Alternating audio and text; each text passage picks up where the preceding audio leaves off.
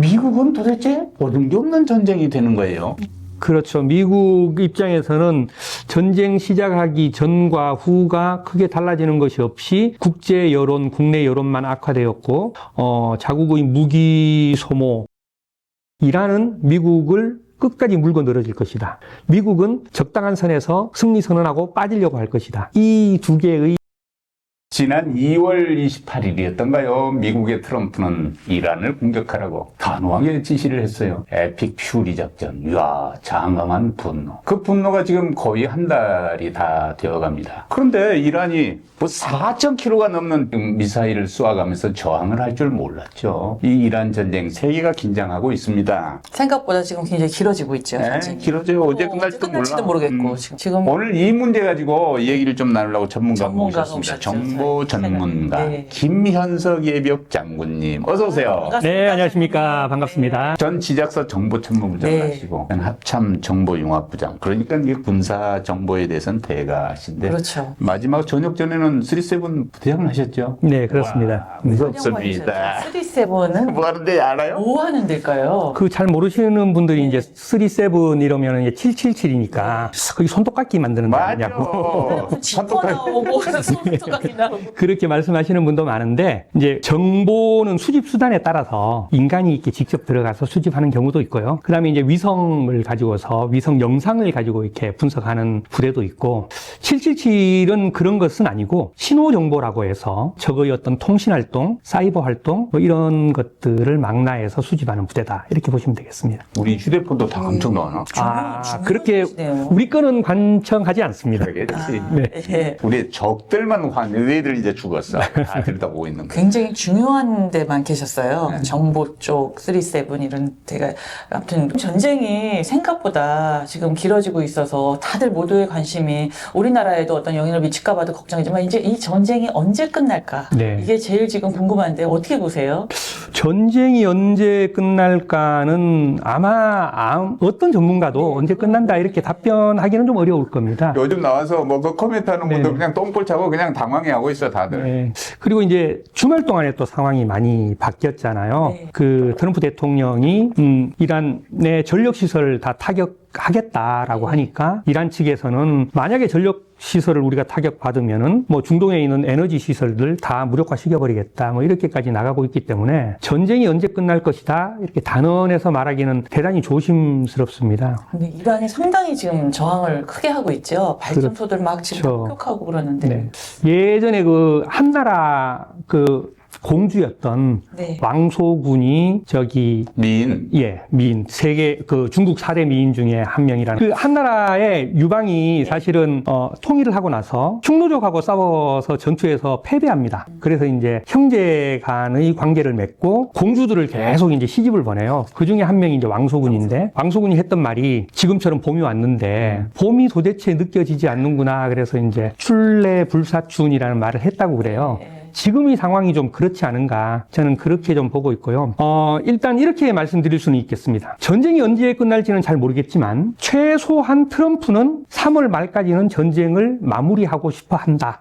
왜냐하면 이 전쟁이 쭉 지속이 되면 지금 미국의 유가가 한 2배 정도 올랐거든요. 네. 근데 그 우리는 사실은 유가가 그렇게 오르는 것들을 그렇게까지 체감하지는 않아요. 근데 미국 같은 경우에는 대중교통이 잘 없고 다 자동차 문화지 않습니까? 그렇죠. 그러면 한 일주일에 내가 3만 원씩 이렇게 기름을 넣다가 갑자기 일주일에 6만 원씩 기름을 넣으면은 두 배가 되죠. 가게에 좀 부담이 되거든요. 그렇죠. 그것은 11월에 있을 중간 선거에 굉장히 큰 악재로 작용을 그렇죠. 하게 되고 또 그것뿐만 아니라도 지금 마가 진영이 좀 붕괴하고 있지 않습니까? 그렇게 된다면 11월 중간 선거를 승리를 담보하기 어렵다. 그렇게 되면 그 트럼프의 정치 기반 자체가 흔들리기 때문에 아무튼 미중 정상회담 이전에 이것을 좀 끝내고 싶어 하는 것 같습니다.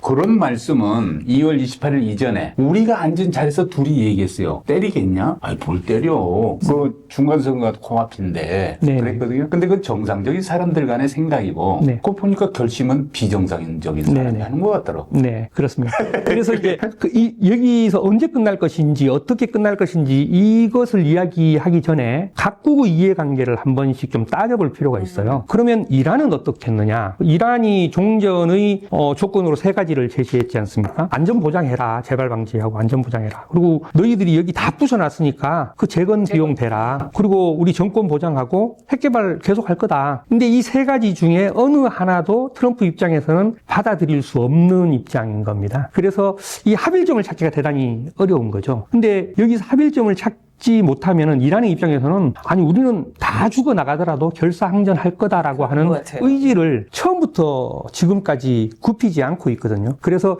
이 양자 간에 어느 정도 수준에서 합의를 이끌어낼 것인지 이것이 관건인 것 같고요. 트럼프는 사실은 제가 볼 때는 전쟁 목표가 없었어요. 맞아요. 그러니까 이스라엘에 의해서 그냥 이렇게 끌려 들어간 네타냐후한테 좀 속아서 끌려 들어간 그런 형국인데 그러다 보니 처음에는 이란의 핵 능력을 제거해야 되겠다. 정권을 교체해야 되겠다. 이렇게 전쟁 목표를 잡았다가 지금 이야기 나오는 것은 호르무즈의 자유통행이라는 걸로 목표가 축소됐거든요. 그런데 이스라엘은 좀 달라요.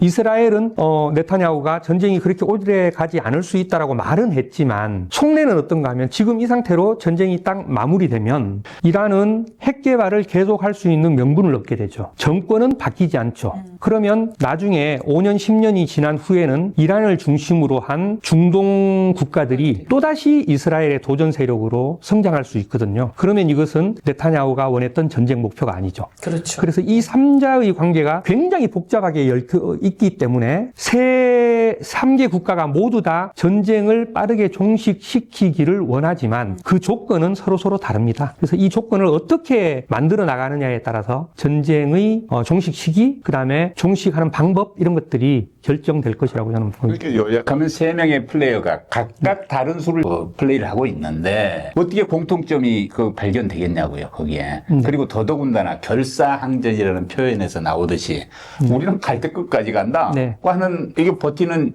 플레이어가 있는데 이게 어떻게 합의점이 나오겠어요? 이러면은 이거 못 끝낸다는 얘기밖에 안 되네. 그렇게 방금 우리 서 대표님께서 말씀하신 대로 이렇게 합일점을 찾아 나가지 못하면은 이게 생각보다 장기화될 가능성이 매우 높아집니다. 소위 벼랑 끝 전술이라는 게 벼랑에 있어서 야, 너 내 발목 잡고 같이 뛰어내릴 거야. 네. 그래서 심장이 약한 놈이 양보하게 돼 있는 거 아니에요. 네. 지금 꼭 그 꼴이요. 나는 죽으면 죽었지 혼자는 안 죽어 이런 네네. 지금 스타일이죠. 네. 그리고 이제 당사자들 말고 그 주변의 플레이어들도 같이 생각을 해봐야 되는데요. 주변의 플레이어들 중에서 가장 중요한 두 국가가 러시아하고 중국이지 않습니까? 우선 러시아의 입장을 보면 러시아는 이 전쟁의 최대 수혜자죠. 그렇죠.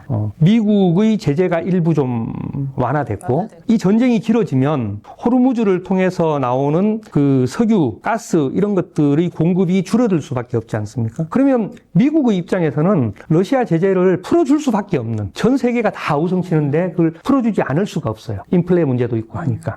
그렇게 되면 러시아는 우크라이나 전을 계속할 수 있고 유리한 입장에서 협상할 수 있는 여지가 생기게 되죠. 그러면 제일 답답한 거는 우크라이나가 되는 것이고 가장 큰 이 전쟁을 끌면 끌수록 유리해지는 것은 푸틴이 될 것입니다. 그리고 이제 유럽의 입장에서는 에너지를 마냥 그렇게 중동산 원유가 수입 안 되는 상태에서 그대로 둘 수는 없기 때문에 어떤 형태로든 압력을 가해서 가스전을 다시 러시아에서 가스전을 받아올 수밖에 없는 그런 상태가 될 겁니다. 그럼 중국은 어떠냐?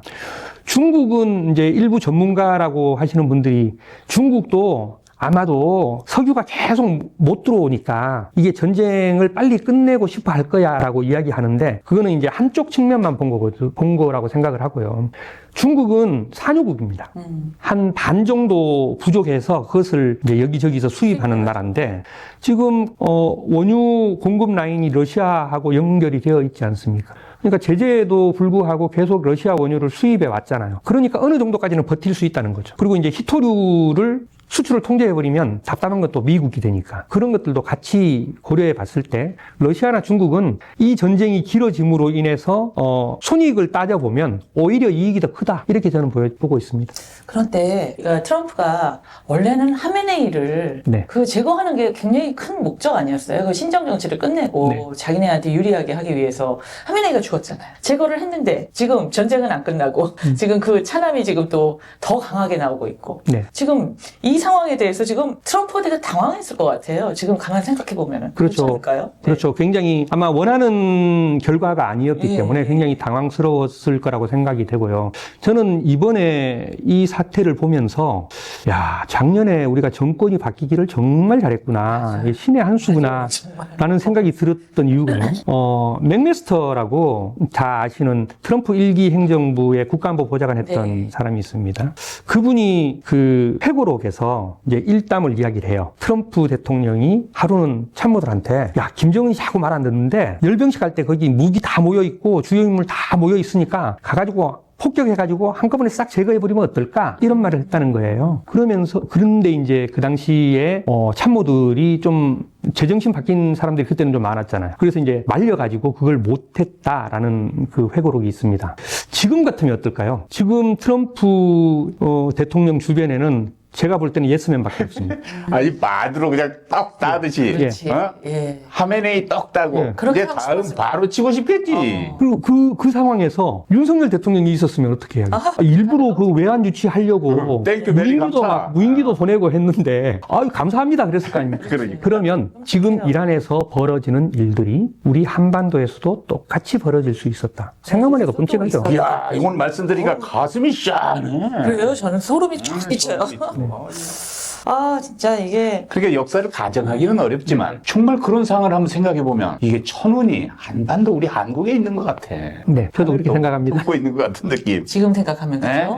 네. 그때는 참 우리나라 어떡하냐 했는데 어떻게 보면은 전화위복이 돼가지고 우리나라의 앞날에 더 도움이 많이 된 것 같아요. 어떻게 보면. 아니, 저는 일개 조그만 학자가 미국의 대통령을 표명하기는 좀 말이 안 되는 얘기지만 생각이 없었던 거 아닌가. 전쟁 구도도 별로 안 잡아놓고 한번 때리면 바로 이 정권 교체되고 앞발 뒷발 다 들 거야 이놈들. 그러면 내 마음대로 그냥 끝내버릴 거야. 베네수엘라처럼 쉽게 될 줄 알았었을 것 같아요. 이렇게 생각했던 거 아닌가 그랬을 것 이게. 같아요. 한 번에 또 그런 경험이.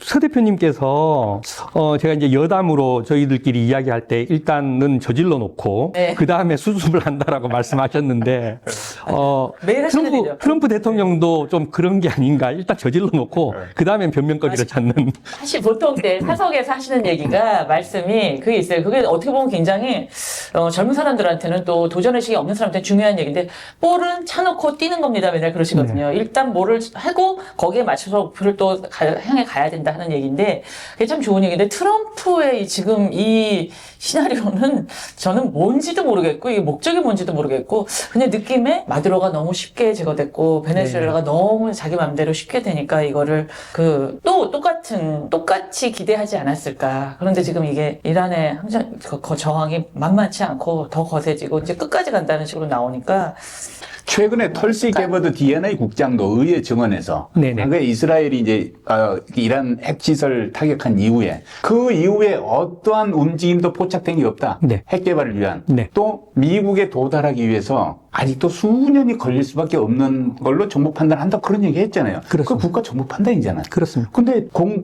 이란의 공격이 임박했다는 증거, 위협 이런 얘기를 들으면서 공격을 했단 말이에요. 네. 이게 뭐지?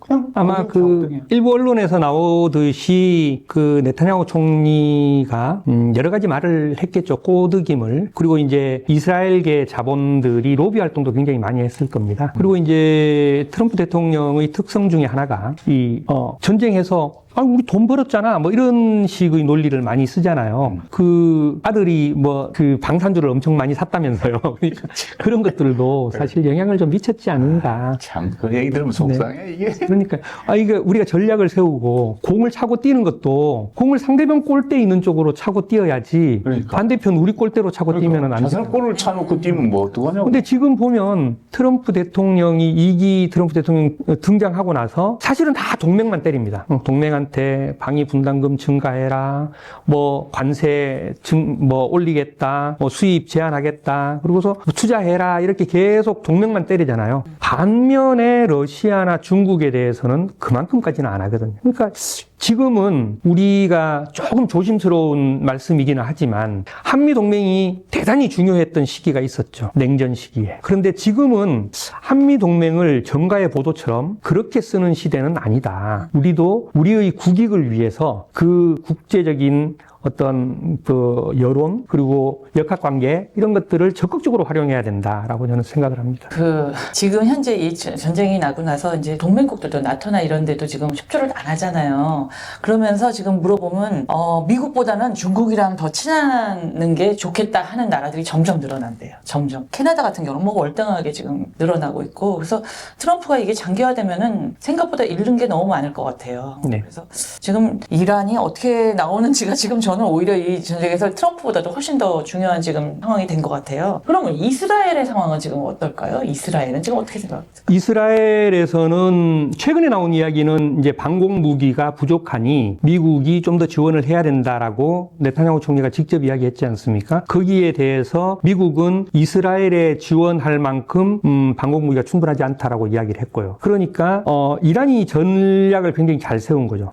초반에는 값싼 샤헤드 그 무인기를 주로 날리면서 아이언돔을 파괴는 못하니까 아이언돔에서 값비싼 미사일을 많이 소모하게 하고 소모전으로 한 것이죠. 그럼 지금에서는 이제 방공 무기를 쓰려고 해도 그 무기 자체가 좀 부족해지니까 이제 집속탄과 같은 최첨단 무기를 이렇게 쓰고 있는 상황이지 않습니까? 지금 이스라엘에서는 이스라엘 피해 상황이 언론에 보도된 거 보신 적 있습니까? 구체적으로 없을걸요. 외신에서 일부 단편으로만 나갔지 국내에서 이스라엘의 피해 상황을 가지고서 보도하는 것은 5년 이하의 징역에 아주 강하게 처벌을 한답니다. 이스라엘 내에서? 이스라엘 내에서. 뭐 이스라엘 내 보안을 담당하는 어떤 샤밧이라고 이야기하는 신바트가 아마 주도를 할 건데요. 그만큼 언론을 통제하고 있는 거죠. 그러니까 이스라엘 상황도 사실은 만만치 않을 것이다라고 당연히. 우리가 합리적으로 추론할 수 있을 것 같습니다. 당연히. 그런데 참 진짜 이스라엘에 대한 얘기는 잘 안 나와요. 피해에 대한 얘기가. 이대로 이제 전쟁이 혹시 마감이 된다고 하면 네. 상황이 바뀌는 게 없어요. 전쟁의 원하는 목표대로 이루어지는 게 없어. 미국이나 이스라엘 측에는. 네. 근데 그러니까 이란 내에 이제 반 이스라엘 체제는 그대로 견고하고 또 이란 핵 개발은 아까 말씀하신 대로 지속할 수 있는 명분을 얻어내고 명분이 또 호르무즈 해협의 전략적 중요성에 대해서 이제 다시는 유사한 공격하면 진짜 큰일 나겠구나 하는 교훈도 주었고. 네. 이야, 그러면 미국은 도대체 얻은 게 없는 전쟁이 되는 거예요. 그렇죠. 미국 입장에서는 전쟁 시작하기 전과 후가 크게 달라지는 것이 없이 국제 여론, 국내 여론만 악화되었고, 자국의 무기 소모, 그다음에 그 해외 주둔지의 피해 이런 것들로 인해서 엄청난 손실, 경제적인 손실을 입었고, 그래서 결론부터 말씀드리면 트럼프 대통령이 매우 잘못된 결심을 한 것 같다. 그 대신 지금 이제 미국이 전쟁의 목표를 호르무즈의 자유로운 통행으로 이제 바꿨지 않습니까? 그게 아마 트럼프 대통령이 용인할 수 있는 가장 최저의 선이 아닐까. 왜냐하면 이게 중국의 견제라는 그 맥락에서 보면 중국도 지금 인건비가 많이 늘었거든요. 그러니까 세계의 공장을 대체할 수 있는, 중국을 대체할 수 있는 유일한 나라는 저는 인도밖에 없다고 생각합니다. 맞아요. 그러니까 인도에서 생산이 점점점 많아지고 있어요. 네. 그러면 인도에서 생산한 물품들이 주로 소비되는 것이 미국과 유럽으로 가야 됩니다. 유럽으로 가려면은 두 가지 길이 있어요. 홍해를 거쳐서 그 수에즈 운하를 거쳐서 가면 제일 좋지 않습니까? 네. 예티 반군이 있어요. 예티 반군이 계속 공격을 해요. 그러면 또 다른 방법은 호르무즈 해협을 통과해서 사우디아라비아에서 육로로 이어지고 이스라엘 항구에서 이렇게 가는 방법이, 지중해 쪽으로 가는 방법이 있어요. 그러면 양쪽의 길을 이렇게 뚫어주면 인도의 산업이 육성되면서 이것이 중국을 견제하는 효과, 간접적인 효과는 있을 겁니다. 그러니까 그 정도 선에서 전쟁의 목표를 좀 수정하는 것이 아닌가, 저는 그렇게 생각합니다. 그렇군요. 네. 수정을 해서 이제 되면은 이제 내가 이겼다. 그렇죠. 이렇게 트럼프는 생각을 하려 그러는 거죠. 어차피 이제 이 시점에서 우리는 뭐 확신할 수는 없지만 전쟁은 이제 최종 상태, 어떤 상태로 끝나게 될 것인가 매우 궁금합니다. 그게 이제 언제가 됐든 간에. 예, 그 또한 뭐 예단하기는 대단히 어려운데요. 아마 미국은 적당한 선에서 승리 선언을 하고 빠지려고 할 겁니다. 그리고 이제 그 이후의 일은 동맹국 너희들이 알아서 해라. 호르무즈 통과하는 것들은 우리는 호르무즈에서 뭐 석유 안 와. 그러니 석유 왔다 갔다 하는 뭐 유럽 국가들, 그다음에 한국, 중국, 일본, 뭐 호주 뭐 이런 데서 알아서 해라라고 하고 빠져나갈 가능성이 저는 가장 크다고 보고요. 그 다음에 그럼에도 불구하고 이란 입장에서는 미국을 놓지 않을 겁니다. 그 방법은 중동 국가에 있는 미군 기지를 계속적으로 타격하고 자극을 하겠죠. 그래야지만이 미국이라는 큰 플레이어가 협상 테이블에 앉아야지 이란이 종전의 대가를 얻을 수 있다고 생각하기 때문에 저는 이란은 미국을 끝까지 물고 늘어질 것이다. 미국은 적당한 선에서 승리 선언하고 빠지려고 할 것이다. 이 두 개의 줄다리기가 어떻게 되느냐는 저도 좀 궁금합니다. 이란은 끝까지 너희 잘못 물렸어. 이제 그러니까 말로 뭐. 말하자면 이제 종전이 아니고 그냥 휴전, 휴전 쪽으로 갈 수도 있습니다. 그 가능성이 또 있을 거고. 그 또 뭐 원하는 대로 신정 체제가 무너질 가능성은 낮죠. 현재로서는 대단히 좀 낮죠. 희박하다고 가능성은. 보여집니다. 그리고 이제 미국이 지금 해병대 2,500명, 2,200명이라는 설도 있고, 2,000여 명. 아무튼 그 상륙 준비를 하고 있고, 후속하는 지상군 부대도 또 준비하고 있고, 이것은 이 이란이 생각보다 엄청 넓지 않습니까? 그리고 북부는 완전 산악지대거든요. 2,000명, 3,000명이 들어가서 뭘 할 수 있겠습니까? 그러니까 그 병력들이 들어간다라고 하는 것은 최소한 호르무즈의 통행을 보장하겠다. 이 정도의 작전 목표를 가지고 들어갈 것입니다. 근데 그 호르무즈 통행이라는 것도 이란의 이 우호적인 거는 다 지금 통행시키겠다는 네네. 거 아니에요? 맞아요. 그런 거 결국 뭐야? 미국 우리 맘대로 좀 다니자는 네. 얘기인데 참 얻을 게 없는 전쟁을 지금 예, 명분이 없는 명분 전쟁이죠. 없죠, 진짜. 근데 트럼프가 진짜 왜, 어떻게 하다가 제가 보기엔 그 네타냐후가 상당히 많이 꼬신 것 같은데, 아니, 그 부시가 전쟁 미치광이라고 막 그렇게 욕을 하던 사람이, 부시를, 트럼프가, 그러던 사람이 이렇게 전쟁을 일으켜가지고 장기화되니 지금 본인도 이상해지고, 이란도 얼마나 지금 경제적으로 뭐 여러 가지 손실이 얼마나 크겠어요. 이게 더 길어지면 안 될 것 같은 생각이 드는데 이번 3월 안에는 어떻게 좀 종전이든 휴전이든 빨리 됐으면 싶습니다. 네, 온 세계가 바랍니다. 서로 상호 교역하고 협조하고 타협하는 그런 세계를 원하죠. 근데 이걸 반대로 가려고 하는 지도자가 있어 걱정입니다. 오늘 말씀 정말 고맙습니다. 아, 너무 네, 감사합니다. 우리 다 같이 같은 생각이지만 전쟁 빨리 종료되고 예, 그렇습니다. 에너지 수급에도 아무 문제가 없는 이런 세상 구가할 수 있기를 바랍니다. 네. 네, 감사합니다. 고맙습니다. 네, 감사합니다.